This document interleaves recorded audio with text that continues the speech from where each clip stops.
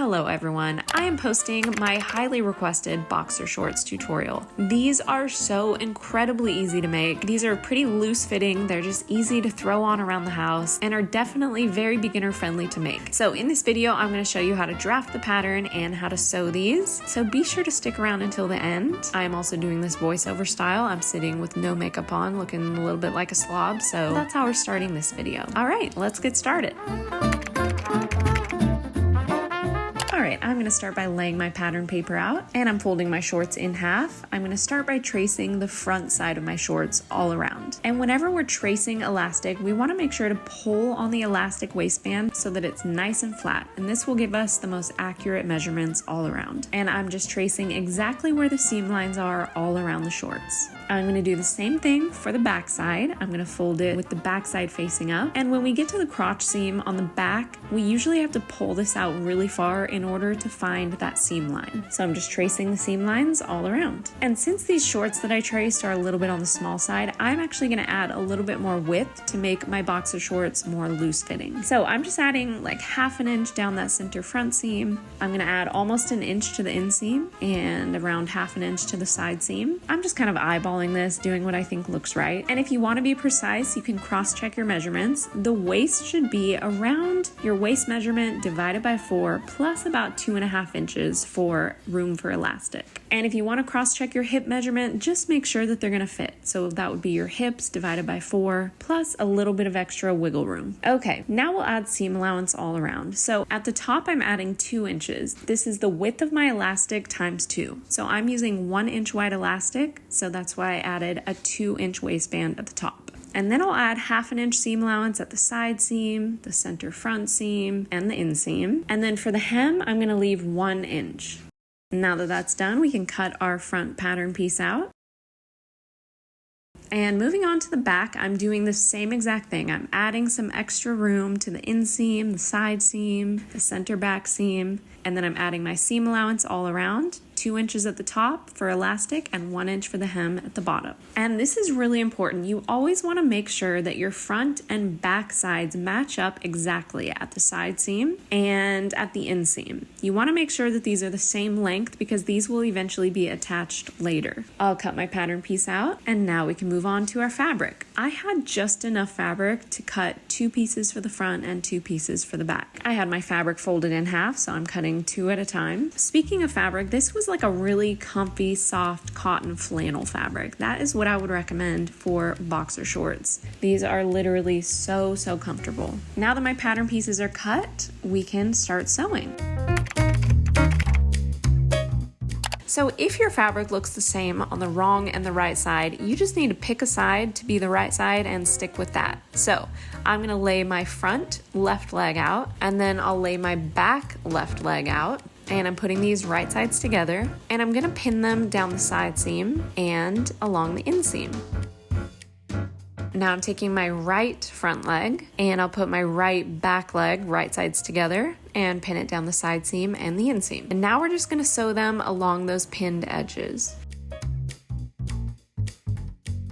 Since this is a fabric that is prone to fraying, I am going to serge these seams after sewing them. But if you don't have a serger, you can use a zigzag stitch or an overcast stitch or pinking shears. So now we have our 2 legs. I'm going to flip one leg right side out, and I'm going to put it inside the inside out leg. This always feels a bit weird, but you basically want them to be right sides together. And we're going to match them up at this little U-shaped crotch seam. So I always like to make sure that my inseams are perfectly matched up. I'm gonna put a pin there, and then I'm just gonna pin all along this U-shaped crotch seam. I'm sorry, I'm gonna say crotch at least 5 more times. Okay, once that's pinned, we can go ahead and sew that seam. And now, since this is a curve, you know the drill, we need to clip our curve. So don't panic, we're just gonna take our scissors and clip little pizza slices into the curviest part of our crotch seam. So I just do it in that lower like half of the crotch seam, right where it's really curvy. I'm clipping some triangles. And this gives the crotch seam some mobility, some room to be a curve. And now we can go ahead and serge that edge to prevent that from fraying. Okay, now we can flip our shorts out to reveal our beautiful work so far. And now it's time to hem the bottom of the shorts. So I'm just doing a typical hem. I'm folding it up once by 1/2 inch, pressing it down. I'm gonna go around my whole shorts, pressing it down. And then I'm gonna fold it up by another 1/2 inch and press that down. Once that's done, we can go ahead and sew this edge. And now our shorts are in dire need of some elastic. We kind of look like a Jenny Craig commercial right now. So I'm gonna take some elastic and measure it to my waist and cut it. This is one of my favorite ways to attach elastic. I'm taking some tailor's chalk and I'm gonna fold my elastic in half. I'll mark that halfway point, and then I'm gonna fold the elastic in quarters and mark the quarter points. So we should have 3 marks on the elastic, and I'm gonna lay my shorts out inside out. I'm gonna match this halfway point up with the center front seam and pin it down. I'll match the quarter point up with one of my side seams and the other quarter point up with the other side seam. Then I'll flip it around to the back and bring the ends to the center back and pin those. So now our elastic is pinned equidistant around our shorts. I'm gonna switch over to a zigzag stitch and my width on a 6. And I'm gonna start sewing at the edge of one of the elastic pieces. I'm gonna start by back stitching a bunch of times so that it's nice and secure. Now, this is also important. When you're sewing elastic, you wanna gently pull on the elastic as you sew. This is what's gonna create that nice gathered effect. Once we get to our first little checkpoint, we can take our pin out and keep sewing until we get to the very end, and I'll end with another back stitch a few times. And the last thing I like to do is fold the elastic down twice and pin it. This is gonna create a really nice finish on the inside of the shorts as well.